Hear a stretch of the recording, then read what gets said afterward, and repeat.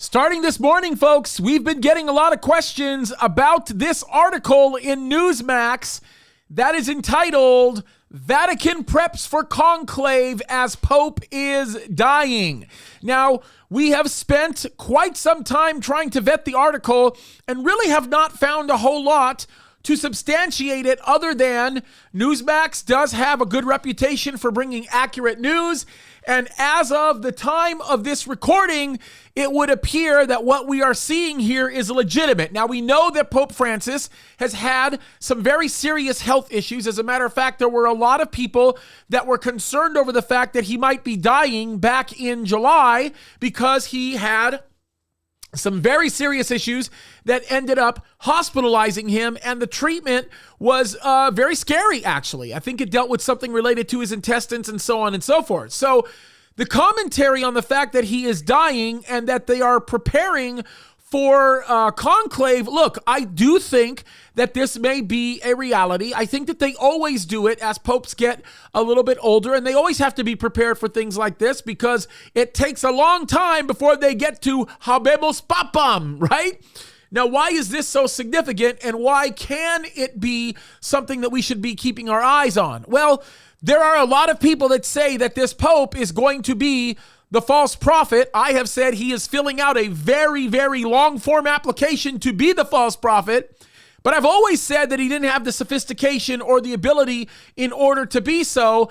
And I will also say that this shows us that there's a real danger in naming people to be specific characters, because if indeed he does die before all of the stuff related to the tribulation comes into fruition, what are you going to do about that claim, right? So let's go back to the most important principle that we gain from this news related to the Pope, and that is stick with the Bible. Let me say that again. Stick with the Word of God, because the Word of God gives us the direction that we need to be able to come to the conclusions that we come to, and it provides substantiation for us. Now, has the Pope been acting like somebody who basically is under the description of the heading of the false prophet? You darn straight he has, right?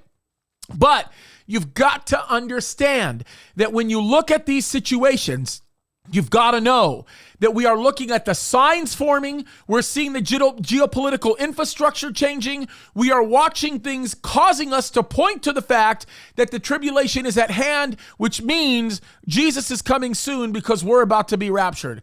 Listen, folks, the one thing that this Pope did that was different from any of the other popes, whether or not he dies, is that he has pushed the Overton window so far from within the Catholic Church that the ridiculous and completely insane conclusions, unbiblical conclusions that he's come to are going to be accepted by future popes and cardinals and people in the Catholic Church because of how the devil has used this current pope.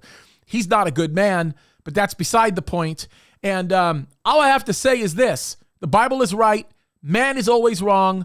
Jesus is coming soon. So look up, folks. This is the real deal.